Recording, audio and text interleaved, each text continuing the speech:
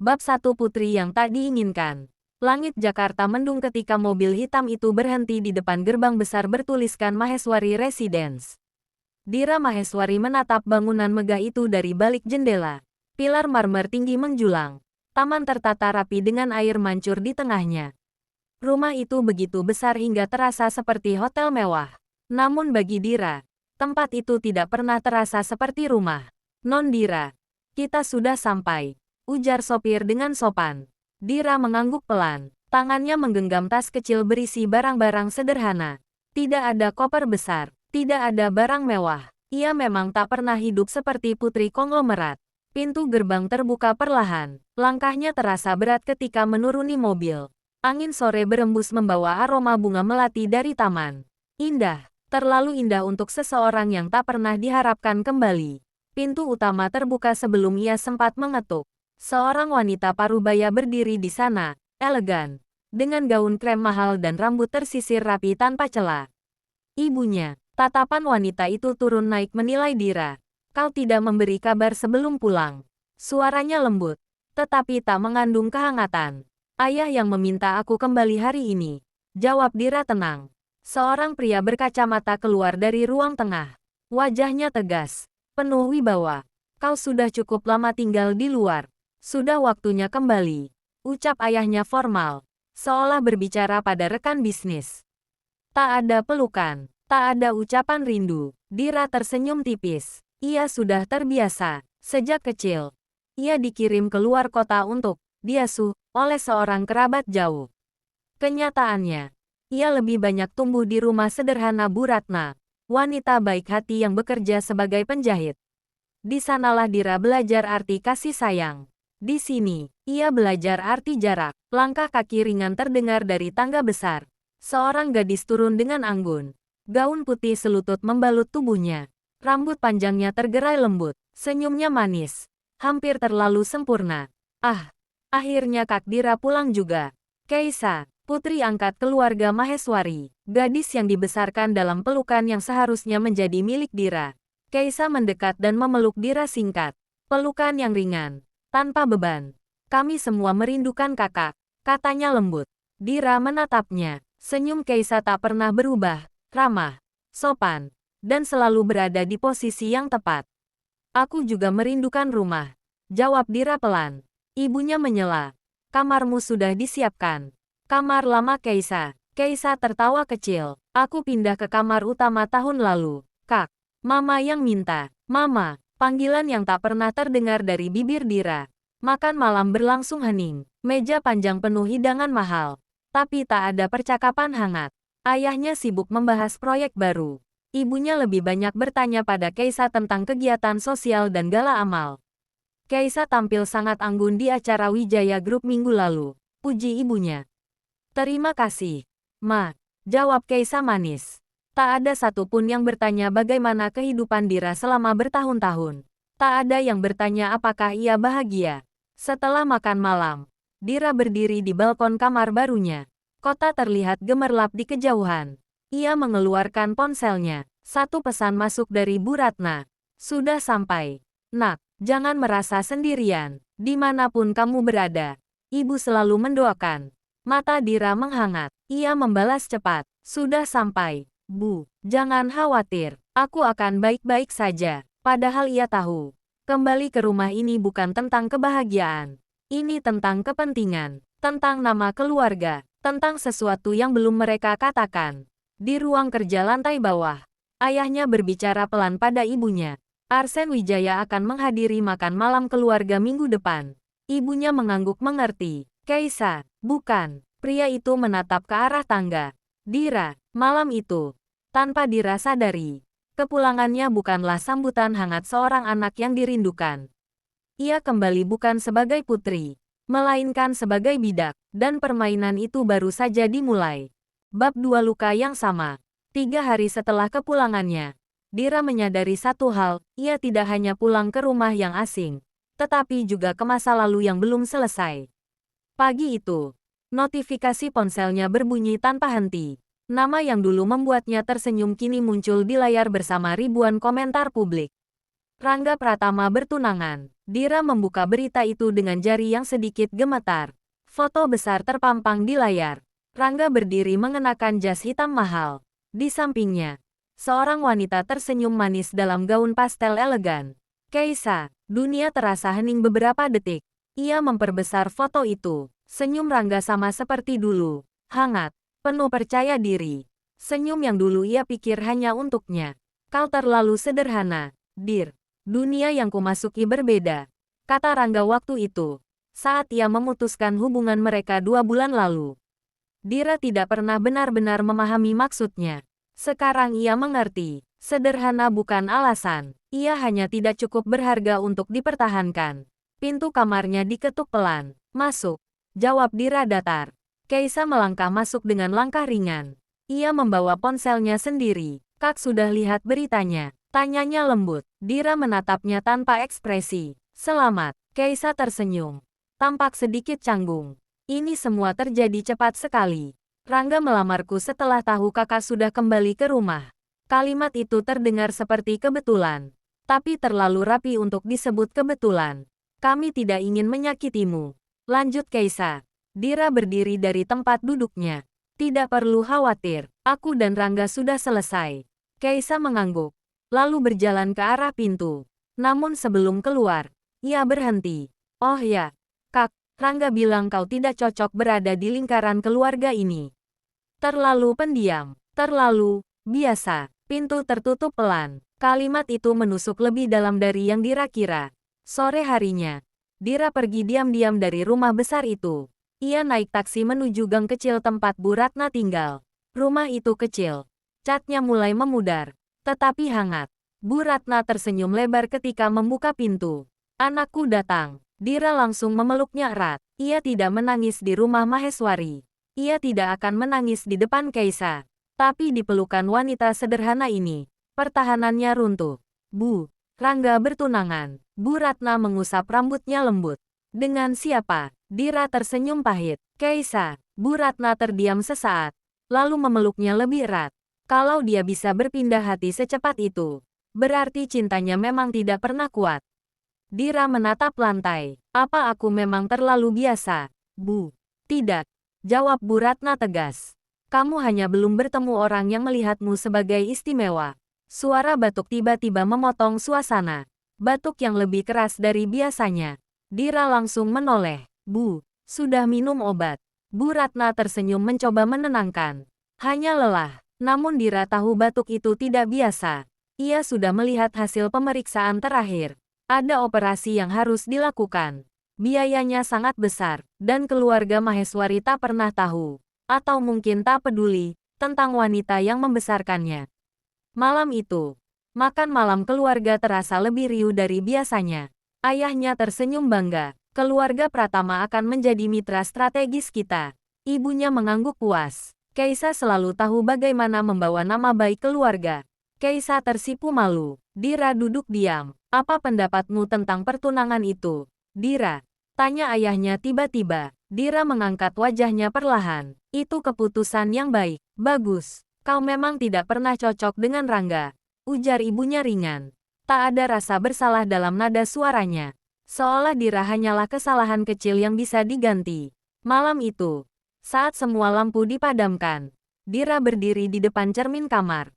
Ia menatap bayangannya, putri kandung keluarga kaya, namun terasa seperti tamu. Ia menyentuh pipinya sendiri. Aku tidak akan bergantung pada siapapun lagi, bisiknya. Ia tidak tahu. Keputusan itu akan membawanya pada pernikahan yang bahkan lebih rumit dari pengkhianatan ini.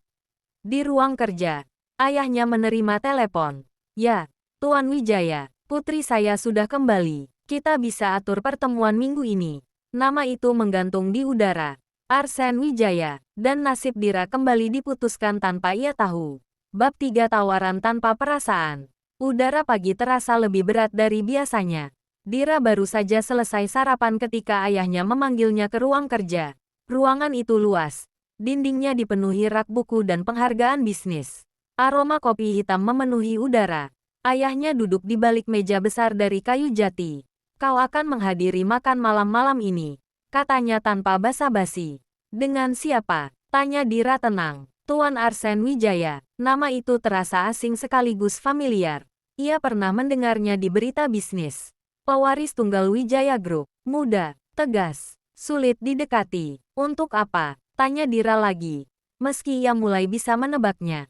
Ayahnya menatapnya lurus. Untuk membahas pernikahan. Hening. Dira tidak terkejut. Ia hanya merasa kosong. Kenapa bukan Kaisa? Pertanyaan itu lolos begitu saja. Ibunya yang berdiri di dekat jendela menjawab lebih dulu. Kaisa terlalu menonjol. Arsen membutuhkan wanita yang stabil. Stabil, kata halus untuk mengatakan tidak istimewa. Keluarga Wijaya sedang diterpa isu skandal. Lanjut ayahnya. Arsen butuh pernikahan bersih, tanpa drama, tanpa cinta berlebihan. Dira tersenyum tipis. Dan kalian pikir aku cocok untuk itu? Ini demi keluarga. Tegas ayahnya. Tidak ada yang bertanya apakah ia menginginkannya. Malam itu, restoran privat di lantai atas Hotel Bintang 5 telah disiapkan khusus. Lampu gantung kristal memantulkan cahaya hangat. Meja bundar dengan taplak putih bersih sudah tertata sempurna. Dira mengenakan gaun hitam sederhana. Tidak mencolok, rambutnya dibiarkan tergerai alami. Ketika pintu ruangan terbuka, seorang pria tinggi masuk dengan langkah tenang. Setelan abu-abu gelap membingkai tubuhnya dengan sempurna. Wajahnya tegas. Sorot matanya tajam namun terkendali. Arsen Wijaya. Ia tidak tersenyum. Tidak pula menunjukkan ekspresi tertarik. Tuan Arsen. Sapa ayah Dira ramah. Arsen mengangguk sopan. Lalu tatapannya berpindah pada Dira. Untuk beberapa detik, mereka hanya saling menilai. Silakan duduk, kata ayah Dira. Percakapan awal berlangsung formal. Tentang bisnis. Pasar saham, kerja sama perusahaan. Dira hanya mendengarkan, hingga akhirnya Arsen berbicara langsung padanya. Nona Dira, apakah Anda mengetahui tujuan pertemuan ini? Ya, jawab Dira tanpa ragu. Dan pendapat Anda? Pertanyaan itu mengejutkan kedua orang tuanya. Dira menatap Arsen lurus. Saya tidak mencari cinta. Ayahnya sedikit tersentak. Arsen tampak tertarik untuk pertama kalinya. Bagus. Saya juga tidak. Ibunya mencoba tersenyum. Kalian berdua tampaknya memiliki visi yang sama. Arsen menyandarkan punggungnya. Saya akan berbicara terus terang. Suasana mendadak lebih serius. Saya membutuhkan istri yang tidak mencintai saya, tidak menuntut perhatian, dan tidak mencari sorotan publik. Langsung, tanpa lapisan. Dira tidak tersinggung. Apa yang Anda tawarkan sebagai gantinya? Tanyanya. Arsen menatapnya beberapa detik lebih lama dari sebelumnya. Perlindungan hukum, status sosial, dan kompensasi finansial sesuai kebutuhan Anda. Kalimat itu terdengar seperti kontrak bisnis. Memang itu adanya. Ada satu syarat tambahan. Lanjut Arsen. Kita menikah selama 1 tahun. Setelah itu, jika salah satu pihak ingin mengakhiri, kita bercerai secara damai. 1 tahun. Dira memikirkan Bu Ratna, biaya operasi, keamanan hidupnya. Apa Anda tidak takut saya akan jatuh cinta? Tanya Dira tenang. Arsen menjawab tanpa ragu. Tidak. Kenapa? Karena wanita yang pernah terluka biasanya lebih realistis. Jantung Dira berdetak sedikit lebih cepat. Ia tidak tahu apakah harus tersinggung atau merasa dipahami. Apa Anda pernah jatuh cinta? Tanya Dira balik. Tatapan Arsen mengeras sesaat. Tidak, dan saya tidak berencana melakukannya. Sunyi menggantung di antara mereka. Orang tua Dira saling berpandangan. Puas karena pembicaraan berjalan sesuai harapan. Namun bagi Dira dan Arsen, ini bukan sekadar perjodohan. Ini negosiasi. Kapan pernikahan dilaksanakan? Tanya Dira akhirnya. Ayahnya tampak lega. Secepatnya, Arsen mengangguk pelan. Tim hukum saya akan mengirimkan draft kontrak besok. Ia berdiri. Pertemuan itu selesai secepat dimulai. Saat semua orang berjalan keluar ruangan, Arsen sedikit menahan langkah Dira. Hanya satu hal lagi. Dira menoleh. Jika Anda berubah pikiran, katakan sekarang. Dira menggeleng. Saya tidak pernah punya banyak pilihan. Untuk pertama kalinya, mata Arsen melembut tipis. Kalau begitu, katanya pelan. Selamat datang dalam perjanjian yang tidak melibatkan perasaan. Dira menatapnya tanpa berkedip. Ia tidak tahu bahwa keputusan malam itu akan menjadi awal dari sesuatu yang jauh lebih rumit dari sekadar kontrak. Dan mungkin, jauh lebih berbahaya. Bab 4 Pernikahan yang tergesa. Semua terjadi terlalu cepat. Dalam waktu 2 minggu, undangan telah tersebar. Media bisnis memuat berita besar tentang aliansi antara keluarga Maheswari dan Wijaya Group. Pernikahan strategis dua keluarga konglomerat. Begitulah judul-judul yang beredar. Tak ada yang tahu bahwa di balik gaun putih dan jas mahal itu, ada kontrak 1 tahun yang telah ditandatangani dengan tinta hitam tanpa emosi. Hari pernikahan tiba. Gedung ballroom hotel mewah dipenuhi kristal dan bunga anggrek putih. Kamera media berkilatan. Para tamu penting berdatangan dengan pakaian terbaik mereka. Dira berdiri di ruang rias, menatap pantulan dirinya di cermin. Gaun pengantin itu indah, terlalu indah. Ia terlihat seperti putri dalam dongeng. Namun tak ada dongeng di hatinya. Ibunya berdiri di belakangnya. Kau harus tersenyum nanti. Jangan terlihat murung. Dira mengangguk pelan. Tidak ada nasihat lembut. Tidak ada pelukan hangat sebelum melangkah ke altar. Hanya instruksi. Di sisi lain ruangan, Arsen berdiri tegap dalam setelan putih gading. Wajahnya tetap tenang seperti biasanya. Seolah ini hanyalah rapat penting, bukan hari pernikahannya. Apakah Anda siap, Tuan? Tanya asistennya. Arsen mengangguk singkat. Ya, bukan karena ia bersemangat, tapi karena ia sudah terbiasa membuat keputusan tanpa ragu. Musik mengalun. Pintu ballroom terbuka. Dira melangkah masuk, menggandeng ayahnya. Sorot lampu dan kamera menyilaukan mata. Semua orang berdiri menyambut. Ia berjalan perlahan menuju Arsen. Setiap langkah terasa seperti menapaki garis takdir yang sudah ditentukan orang lain. Arsen menatapnya tanpa senyum. Namun sorot matanya kali ini sedikit berbeda. Ia tidak melihat wanita sederhana. Ia melihat keberanian yang tersembunyi. Ketika Dira berdiri di sampingnya, untuk pertama kalinya jarak mereka terasa nyata. Sangat dekat, namun tetap asing. Apakah Anda bersedia menerima? Suara penghulu terdengar formal. Saya bersedia, jawab Arsen tegas. Semua mata tertuju pada Dira. Beberapa detik terasa panjang. Ia teringat Bu Ratna, operasi, biaya rumah sakit, keamanan hidup. Saya bersedia, ucapnya akhirnya. Tepuk tangan bergemuruh. Mereka resmi menjadi suami istri. Tanpa cinta, tanpa janji perasaan, hanya kesepakatan. Malam resepsi berlangsung mewah. Arsen dan Dira berdiri berdampingan menyambut tamu. Senyum formal terpasang sempurna. Di kejauhan, Kaisa memperhatikan dengan wajah sulit dibaca. Kakak terlihat cocok berdiri di sana, bisiknya ketika sempat mendekat. Walau awalnya kupikir posisi itu akan menjadi milikku. Dira menatapnya tenang. Hidup memang penuh kejutan. Kaisa tersenyum tipis, lalu pergi. Arsen memperhatikan interaksi singkat itu. Apa dia menyakitimu? Tanyanya pelan. Tidak, katakan jika iya. Dira sedikit terkejut. Kenapa ia peduli? Malam semakin larut. Kamar pengantin telah disiapkan dengan dekorasi bunga putih dan lilin aromaterapi. Begitu pintu tertutup dan mereka hanya berdua, keheningan terasa nyata. Arsen melepas jasnya, lalu berdiri menjaga jarak. Kita tidak perlu berpura-pura di dalam ruangan ini, katanya. Dira mengangguk. Ia melepaskan mahkotanya perlahan. Aku akan tidur di sofa, lanjut Arsen. Tempat tidur cukup besar, jawab Dira datar. Kita bisa berbagi tanpa melanggar kontrak. Arsen menatapnya sesaat, kejujuran tanpa rasa malu. Ia mematikan lampu utama, menyisakan cahaya lampu tidur yang lembut.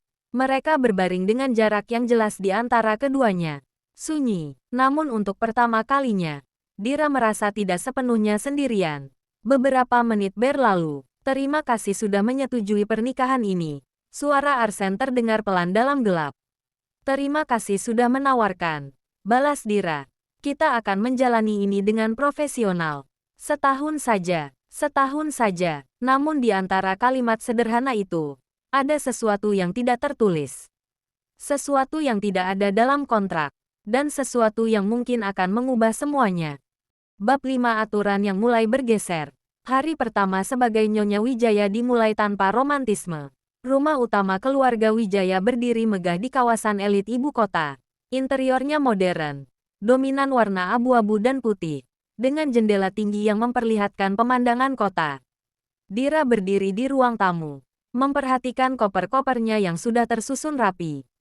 Ini rumah Anda sekarang, Nyonya, ujar kepala pelayan dengan sopan. Rumah Anda, Kalimat itu terasa asing. Arsen turun dari tangga dengan setelan kerja yang rapi. Ia sudah siap berangkat ke kantor meski waktu masih pagi. Kita perlu membahas beberapa hal, katanya.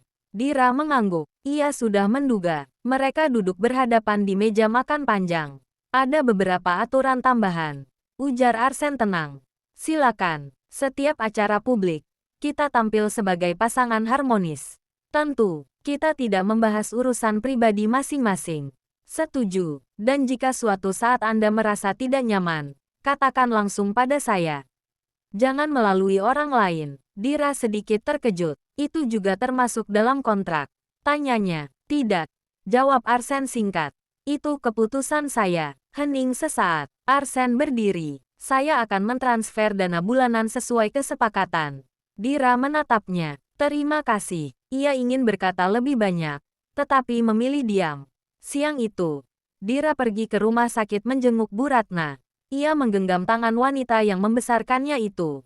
Operasinya akan dijadwalkan minggu depan. Bu Ratna terlihat terkejut. Dari mana uangnya? Nak.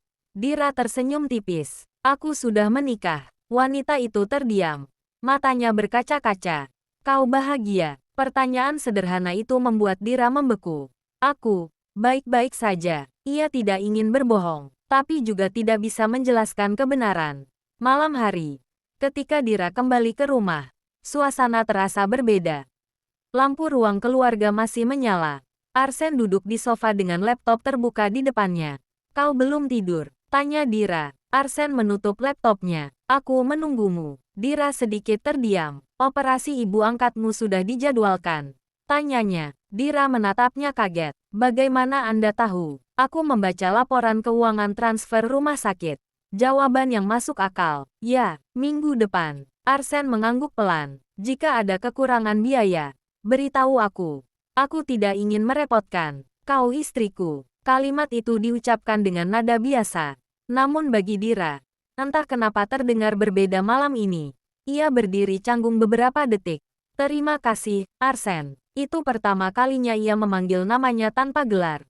Arsen tampak sedikit terdiam. Untuk sesaat, suasana di antara mereka tidak terasa seperti kontrak.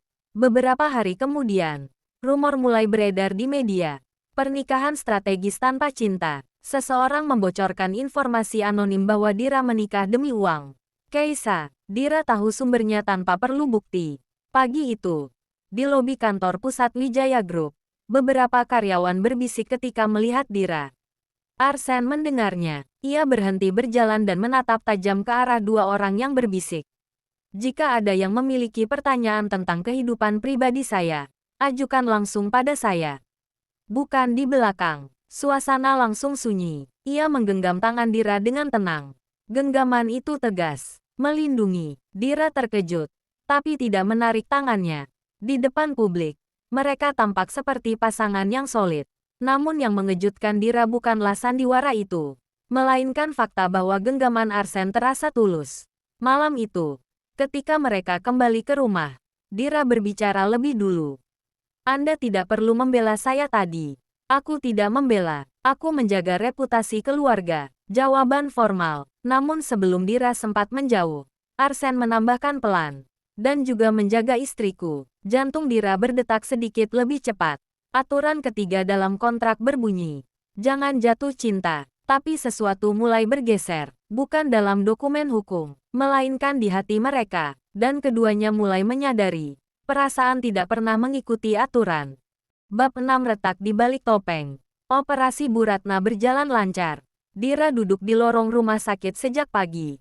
Jari-jarinya saling menggenggam menahan cemas. Ia tidak memberitahu Arsen bahwa hari itu adalah jadwal operasi. Ia tidak ingin terlihat bergantung. Namun ketika pintu ruang operasi terbuka dan dokter menyatakan operasi berhasil, sebuah suara berat terdengar di belakangnya. Kau tidak perlu menghadapi ini sendirian. Dira menoleh. Arsen berdiri di sana, masih mengenakan setelan kerja. Dasinya sedikit longgar seolah ia datang tergesa. Bagaimana Anda tahu? Tanya Dira pelan. Aku suamimu. Jawaban itu sederhana, tapi berbeda dari biasanya. Dira tidak membalas. Ia hanya menunduk. Dan untuk pertama kalinya sejak menikah, ia membiarkan dirinya merasa lega di hadapan Arsen. Namun ketenangan itu tidak berlangsung lama. 2 hari kemudian, berita baru muncul di media hiburan. Nyonya Wijaya, pernikahan demi uang. Artikel itu memuat informasi detail tentang kondisi ekonomi Dira sebelum menikah, bahkan tentang ibu angkatnya yang sakit. Informasi yang seharusnya tidak diketahui publik. Dira membaca berita itu di ruang tamu rumah Wijaya. Tangannya gemetar. Keisa, hanya satu orang yang tahu semua detail itu. Arsen masuk beberapa menit kemudian. Wajahnya lebih dingin dari biasanya. Aku sudah menelusuri sumbernya. Dira mengangkat wajahnya. Itu dari seseorang dalam keluarga Maheswari. Nama itu tidak perlu disebut. Aku tidak peduli apa yang mereka tulis tentangku. Ujar Dira pelan. Aku hanya tidak ingin Bu Ratna membaca itu. Arsen terdiam beberapa detik. Mulai sekarang, tim hukumku akan menangani semua pemberitaan tentangmu. Kau tidak perlu. Aku sudah bilang. Potong Arsen tegas. Kau istriku. Nada suaranya kali ini bukan formal. Bukan bisnis. Protektif. Malam itu, keluarga Maheswari mengadakan makan malam. Undangan itu terasa seperti panggilan interogasi. Keisa duduk dengan ekspresi manis seperti biasa. Aku sedih membaca berita itu. Kak, ucapnya pura-pura prihatin. Orang-orang memang kejam. Dira menatapnya lurus. Informasinya terlalu detail untuk sekadar gosip. Keisa tersenyum tipis. Mungkin suamimu yang membocorkannya, supaya terlihat heroik. Suasana meja makan menegang. Ayah Dira berdeham. Jangan memperbesar masalah. Namun Arsen yang sejak tadi diam akhirnya berbicara. Jika ada yang mencoba merusak nama istriku lagi. Suaranya tenang namun tajam. Aku tidak akan tinggal diam. Keisa menegang sesaat. Ibunya mencoba mencairkan suasana. Arsen.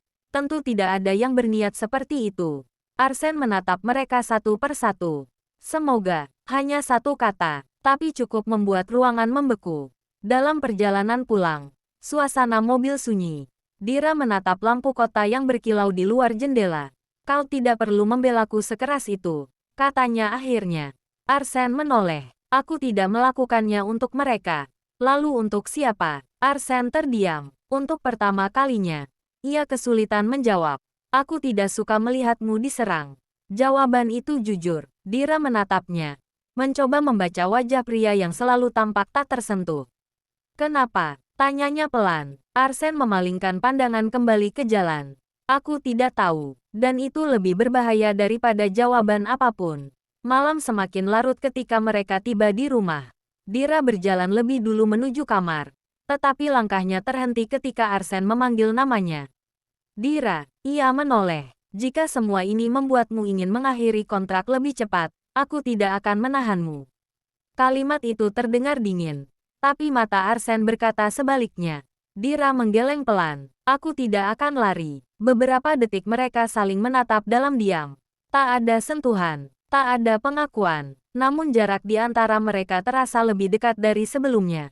Kontrak mereka masih berlaku. Aturan ketiga masih ada. Jangan jatuh cinta. Namun sesuatu di dalam diri Arsen mulai retak. Dan sesuatu di dalam hati Dira mulai tumbuh. Tanpa izin, tanpa tanda tangan. Bab 7 Cemburu yang tak diakui. Acara gala amal tahunan Wijaya Group digelar megah malam itu. Ballroom hotel dipenuhi lampu kristal dan gaun-gaun mahal. Kamera media berkilatan. Wartawan berdiri di berbagai sudut ruangan. Dira berdiri di samping Arsen. Mengenakan gaun biru gelap sederhana namun elegan. Rambutnya disanggul rendah. Memperlihatkan leher jenjangnya. Ia terlihat anggun, tenang, tidak mencolok, persis seperti yang diinginkan Arsen saat pertama kali mengajukan kontrak. Namun malam itu, ada yang berbeda. Beberapa investor asing datang menyapa. Arsen berbicara formal seperti biasa. Dira berdiri mendampingi.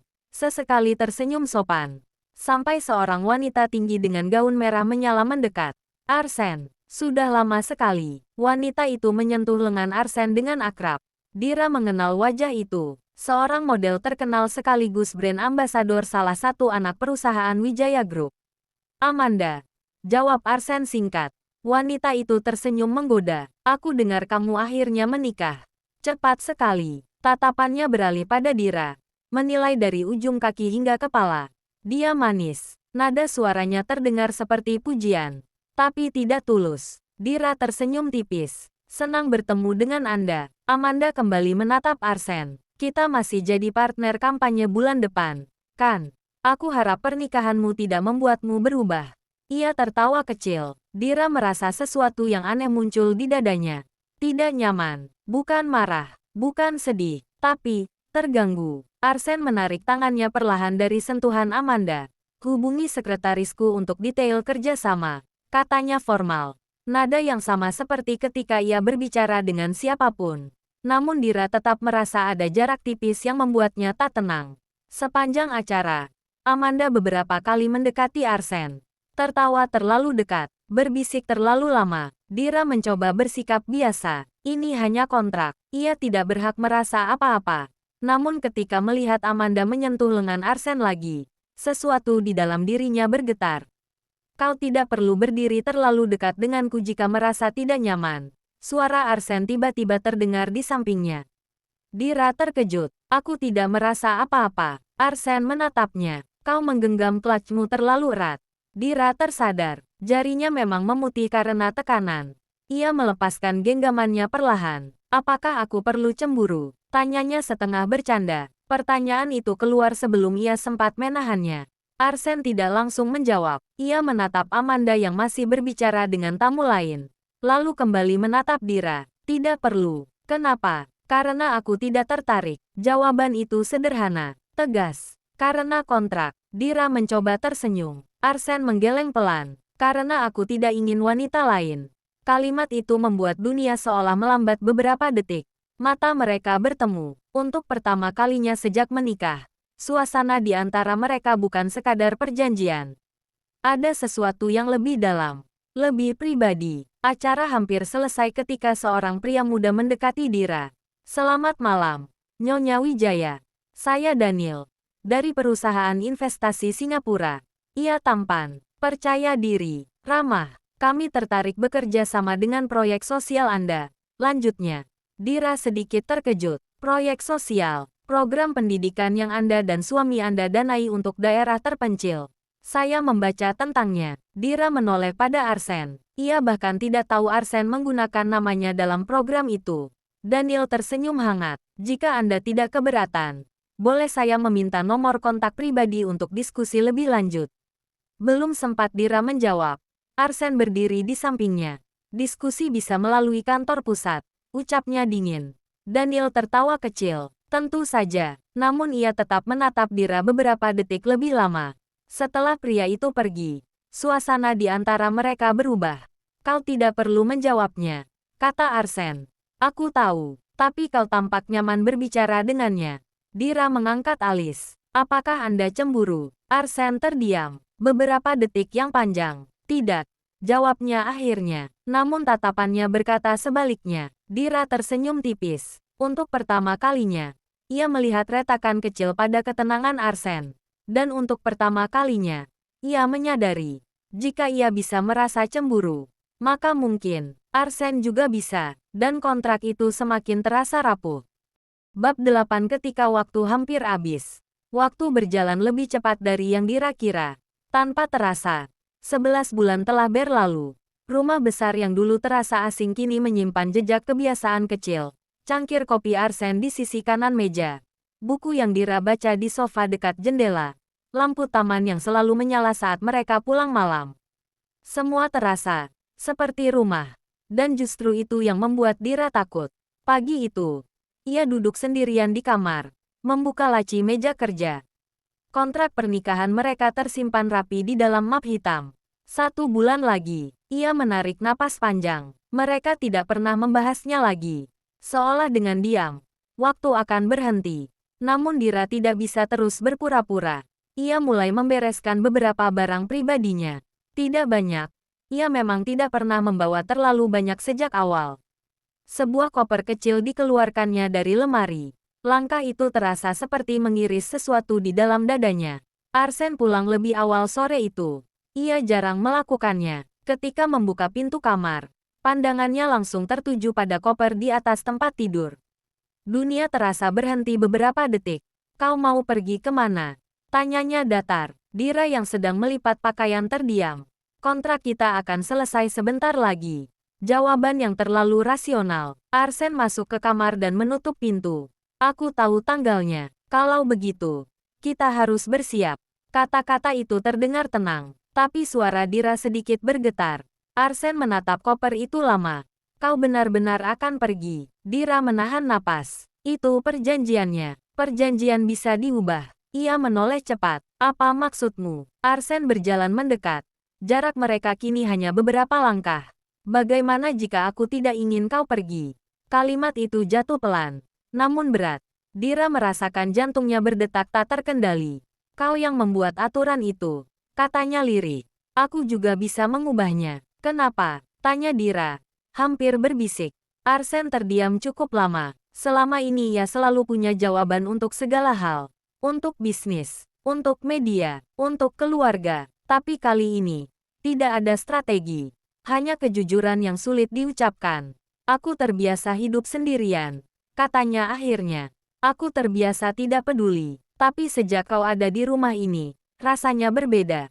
Dira menatapnya. Mata mulai berkaca-kaca. Berbeda bagaimana? Rumah ini terasa hidup. Dan aku tidak ingin kembali seperti dulu. Keheningan di antara mereka bukan lagi canggung, melainkan penuh perasaan yang akhirnya tak bisa ditahan. Dira menggenggam ujung gaunnya, mencoba menguatkan diri. Aku tidak ingin menjadi beban. Kau bukan beban. Aku tidak ingin kau menahanku hanya karena tanggung jawab. Arsen menggeleng pelan. Jika ini hanya tanggung jawab, aku tidak akan peduli dengan koper itu. Kalimat itu menghantam pertahanan terakhir Dira. Air matanya jatuh tanpa bisa ia tahan. Aku takut, bisiknya. Aku juga, jawab Arsen. Untuk pertama kalinya, mereka berdiri di titik yang sama. Tanpa kontrak, tanpa aturan. Hanya dua orang yang takut kehilangan satu sama lain. Arsen mengangkat tangannya perlahan, seolah meminta izin. Dira tidak menjauh. Ia menarik Dira ke dalam pelukannya. Pelukan itu tidak terburu-buru, tidak penuh gairah, hanya hangat dan nyata. Kita tidak perlu memutuskan sekarang, bisik Arsen di rambutnya.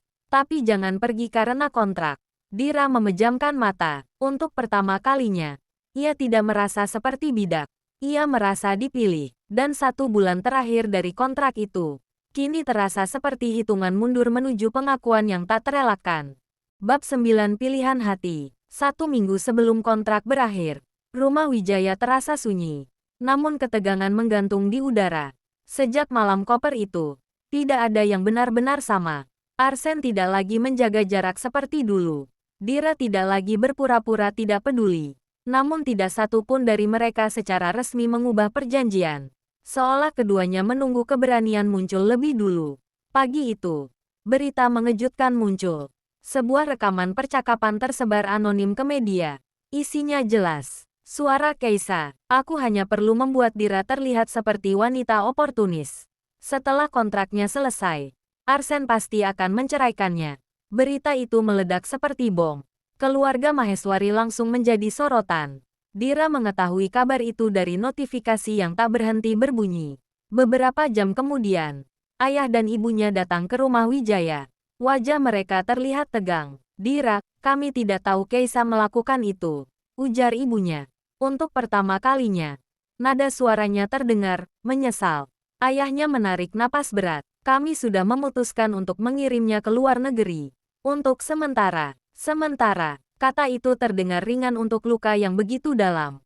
Dira berdiri tenang di ruang tamu besar itu. Ayah, ibu, aku tidak pernah bersaing dengannya. Ibunya menunduk. Kami salah memperlakukanmu. Kalimat itu terlambat, tapi tetap membuat dada Dira sesak. Aku tidak butuh pengakuan sekarang, ucap Dira pelan. Aku hanya ingin hidup dengan tenang. Arsen berdiri di sampingnya, tanpa kata, namun jelas berpihak. Ayah Dira menatap Arsen. Jika pernikahan ini hanya kontrak, kami tidak akan ikut campur. Arsen menjawab tanpa ragu. Ini bukan lagi sekadar kontrak. Dira menoleh cepat. Itu pertama kalinya Arsen mengatakan sesuatu sejelas itu di depan orang lain. Orang tua Dira terdiam. Untuk pertama kalinya, Dira merasa dipilih. Malam itu, setelah semua orang pergi, hujan turun deras. Dira berdiri di balkon kamar, membiarkan angin malam menyentuh wajahnya. Arsen mendekat dari belakang. Apakah kau menyesal? Tanyanya. Menikah denganmu. Dira tersenyum tipis. Tidak, menjadi bagian dari semua ini. Dira berpikir sejenak. Jika bukan karena semua ini, aku tidak akan tahu rasanya diprioritaskan. Arsene terdiam. Dira, ia menoleh. Aku tidak ingin kontrak ini berakhir. Jantungnya berdegup keras. Bukan karena reputasi, bukan karena bisnis, tapi karena aku tidak ingin kehilanganmu. Kata-kata itu tidak dramatis, tidak berlebihan, tapi jujur, dan cukup. Dira menatap pria yang dulu terasa begitu jauh. Aku tidak menikahimu karena cinta, katanya pelan. Tapi sekarang, aku tidak bisa membayangkan hidup tanpamu. Arsene melangkah mendekat, aku juga. Hujan semakin deras. Tanpa menunggu lagi, Arsene menarik Dira ke dalam pelukan. Bukan pelukan ragu seperti sebelumnya. Bukan pelukan penuh ketakutan, melainkan keputusan. Aku mencintaimu. Bisiknya akhirnya. 3 kata yang tidak pernah ada dalam kontrak. Dira memejamkan mata. Aku juga mencintaimu. Kontrak 1 tahun itu mungkin hampir berakhir. Namun malam itu, mereka memilih sesuatu yang tidak memiliki batas waktu. Dan untuk pertama kalinya, pernikahan mereka bukan lagi kesepakatan, melainkan pilihan hati. Bab 10 tanpa kontrak, tanpa syarat. Hari terakhir kontrak tiba. Tidak ada koper, tidak ada pembahasan tentang perceraian. Yang ada hanya 2 orang yang duduk berdampingan di ruang kerja Arsene. Dengan map hitam berisi kontrak tergeletak di meja. Dira menatap dokumen itu lama. 1 tahun lalu, ia menandatangani kertas itu demi bertahan hidup. Demi biaya operasi Bu Ratna. Demi keamanan. Hari ini, ia berdiri di tempat yang sama. Namun bukan lagi wanita yang terpaksa. Jadi, tanyanya pelan. Arsene membuka map itu. Membaca sekilas halaman demi halaman. Lalu tanpa banyak kata, ia mengambil pena. Bukan untuk memperpanjang. Bukan untuk merevisi. Ia menarik halaman terakhir dan merobeknya. Suara kertas terbelah terdengar jelas di ruangan yang sunyi. Dira terdiam. Arsene berdiri. Berjalan mendekatinya. Tidak ada lagi batas waktu, katanya. Tidak ada lagi klausul keluar. Kalau kau tetap di sini, itu karena kau memilih. Bukan karena kontrak. Mata Dira berkaca-kaca. Aku memilih. Jawabnya tanpa ragu. Arsene mengangkat tangannya dan menggenggam jemarinya. Kali ini, aku yang mengajukan.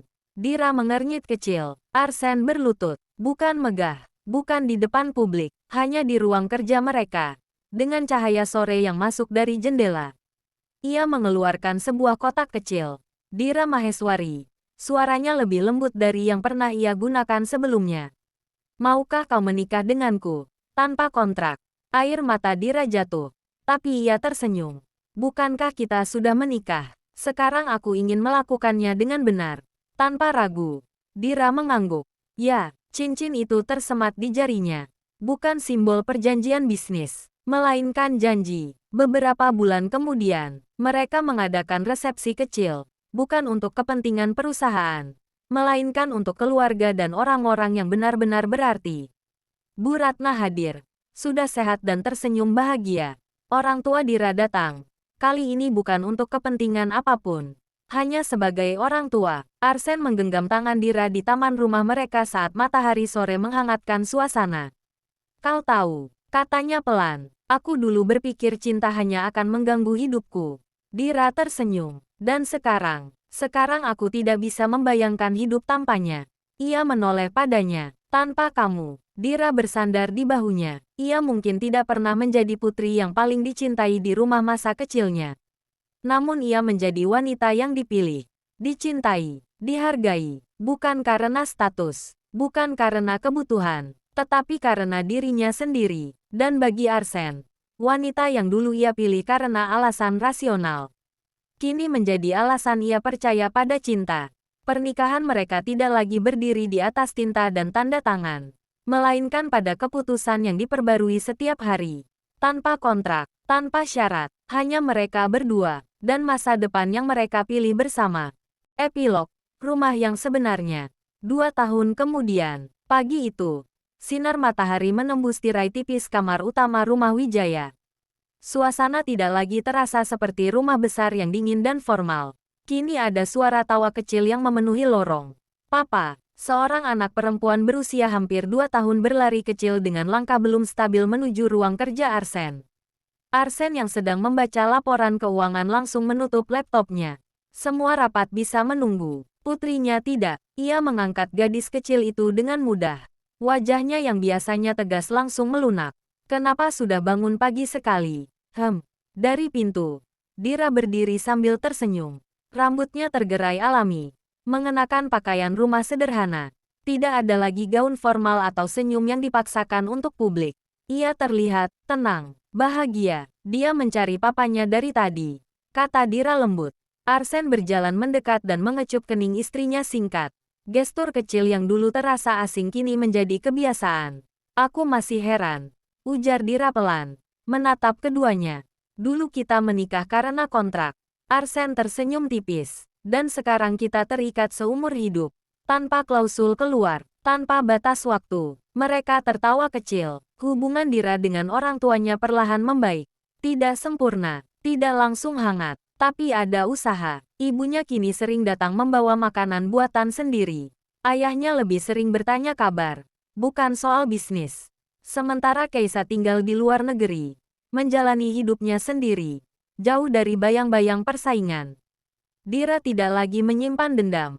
Ia belajar bahwa tidak semua luka harus dibalas. Beberapa cukup dilepaskan. Sore itu, Dira duduk di taman belakang, memangku putrinya sambil membaca buku cerita.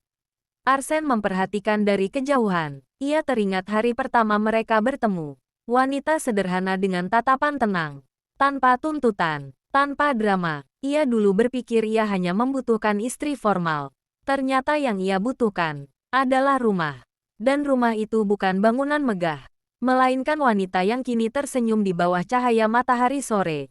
Arsen berjalan mendekat, lalu duduk di samping Dira. Kalau suatu hari aku terlalu sibuk lagi, katanya pelan, ingatkan aku kenapa aku memilihmu. Dira menoleh, aku tidak akan mengingatkanmu. Arsen mengangkat alis, aku akan membuatmu jatuh cinta lagi. Arsen tertawa kecil, lalu menggenggam tangannya. Dan seperti itulah mereka menjalani hari-hari berikutnya. Bukan dengan janji besar, bukan dengan kontrak tertulis, melainkan dengan pilihan sederhana setiap hari. Untuk tetap tinggal, untuk tetap mencintai, untuk tetap menjadi rumah satu sama lain.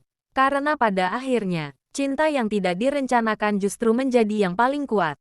Dan pernikahan yang dimulai tanpa perasaan, berakhir dengan hati yang saling memilih. Selamanya.